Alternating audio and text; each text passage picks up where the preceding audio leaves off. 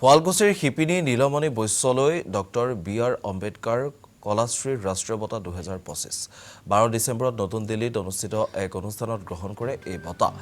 ভাৰতীয় দলিত সাহিত্য একাডেমীয়ে আগবঢ়ায় এই বঁটা। নীলমণি বৈশ্যই সুদীৰ্ঘ 30 বছৰ ধৰি শিপিনী হিচাপে কাম কৰি আহিছে। এই বঁটা লাভ কৰি উৎফুল্লিত নীলমণি বৈশ্যৰ লগতে বংশৰ ৰাইজ।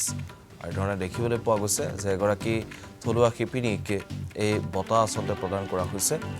আৰু শুৱালকুছিৰ শিপিনী নীলমণি বৈশ্যলৈ ডক্টৰ বি.আৰ. আম্বেদকাৰ কলাশ্ৰী ৰাষ্ট্ৰীয় বঁটা 2025 আগবঢ়োৱা হৈছে।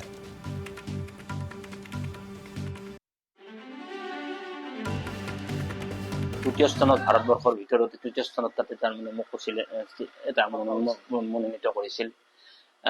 তাত মই এটা বঁটাটো পাই মই খুব আনন্দিত। তাত দেশৰ যিসকল ব্যক্তিয়ে বঁটা দিছিল, প্ৰাক্তন প্ৰধানমন্ত্ৰী অনুষ্ঠানত আৰু ডক্টৰ জগদীশ সিং, নেপালৰ আপোনাৰ স্বাস্থ্যমন্ত্ৰী, ভূটানৰ এজন বিত্তমন্ত্ৰী আৰু আমাৰ বিভিন্ন ৰাজ্যৰ মিনিষ্টাৰসকল আছে তাত। আসাম টক্স আপোচবিহীন অসম কণ্ঠ।